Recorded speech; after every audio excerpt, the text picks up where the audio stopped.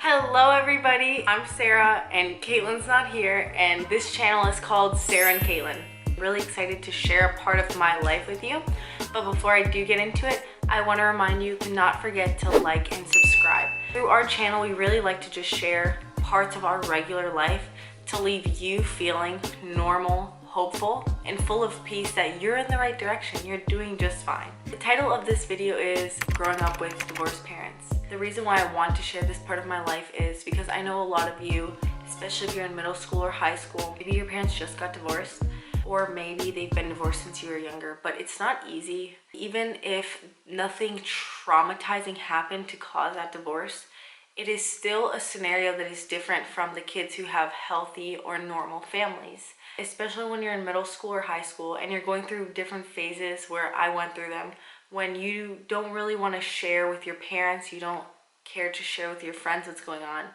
and you wind up kind of going through these mini struggles all by yourself, it could make this whole divorce situation even harder. Even if we have different stories, I know there's a lot you can learn from mine, and there's also a lot of hope and peace that my story can bring to you. For us, if your parents are divorced, this is one of those things that is not perfect about our life, technically. But everybody has things in their life that is not perfect. So although this is a story about growing up with divorced parents, it's really just a story of life, right? This is my personal story. This is part of what made me who I am.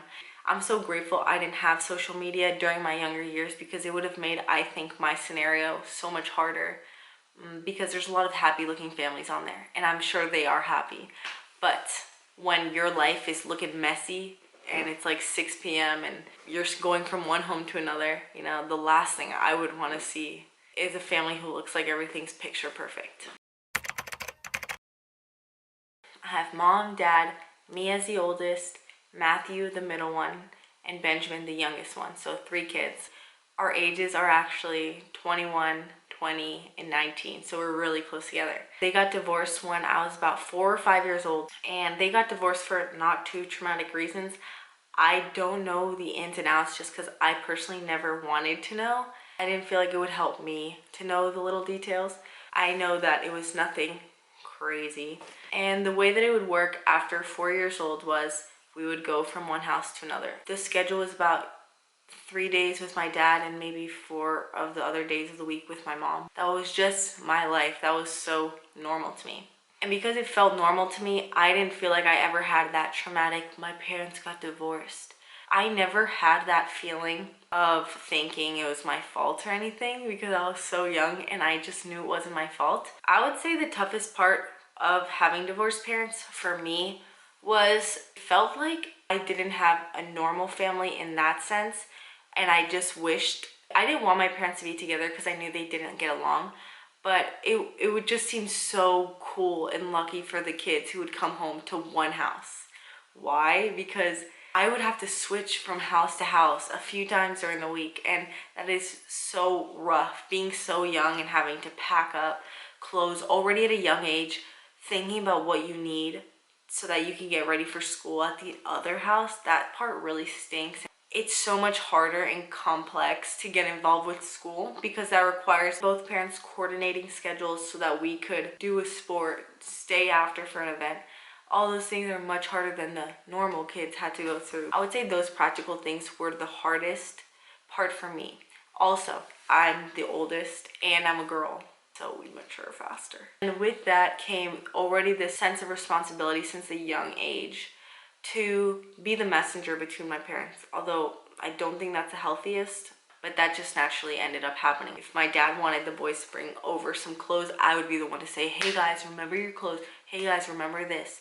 And that definitely tied into my personality now of feeling like I'm the one who has to make things happen. I really became like a leader because of that, which also has its cons, you know? The cons are that I'm not meant to always lead. I don't want to always lead. It's hard to be the one always making things happen, but it also has its pros. That's why I'm such a savage. This one's a bit deeper. At a young age, I got a sense of being out of control. I wasn't in control. Why? Because if I was at my dad's house with my brothers and my mom is at home and she doesn't answer the phone, all of a sudden I start getting anxious, getting like scared. Is something wrong with my mom? Like, why isn't she answering? Is she okay? I realized a lot of that once I grew up, that there was little things that came from the divorce that did impact my life. One of them being I felt out of control. The biggest thing I care about in my life is my family being safe. I felt when I was at one house and I couldn't be with the other, I was so out of control. I was helpless, and that wasn't a good feeling. I do remember my senior year, which is when I was completely, the first time ever, I was so done with living with like the divorced parents thing. I was getting so tired of having to coordinate and having to switch houses. You know, it's senior year, you just want to be with your friends. You don't want to be driving from different cities.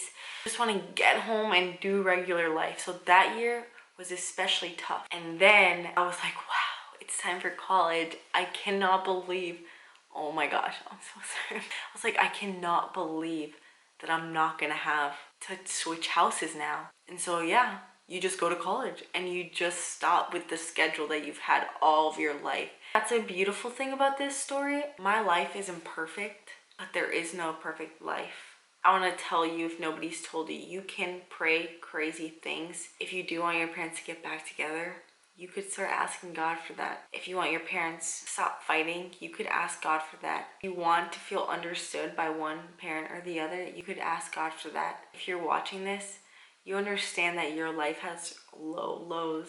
But I think the most exhausting and hard part is fighting with yourself and putting that pressure on yourself to have that perfect life. The part that's so important for you to grasp is to keep going. To keep going, even when it's a really lonely night or a really hard night. And once I learned that, a lot of the pain went away because I stopped putting this pressure on my life, on the people around me to make something perfect when it's never been promised to be perfect. This life is simply meant to be enjoyed for how it is, the good and the bad.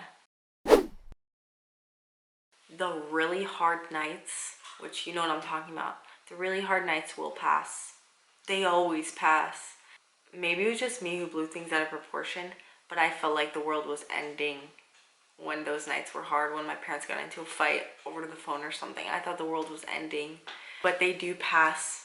And the second most important one is to give it to God, to talk to God about it, and also to ask for good friends in your life, because we need a good support system. We need good pastors, we need good leaders, mentors, adults in our life. We need that. I was really nervous to film this video because there's so much to my story, but I cannot make this thing long.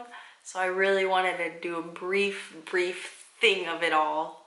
Thanks for relating to me. Thanks for listening. Look in my eyes. I get what's going on. The morning, the tough nights, it doesn't last forever. You will have beautiful mornings and beautiful days. I really mean that, because that's so my life too.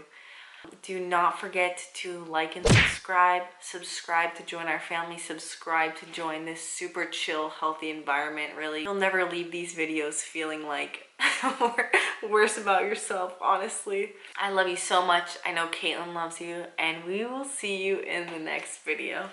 Bye.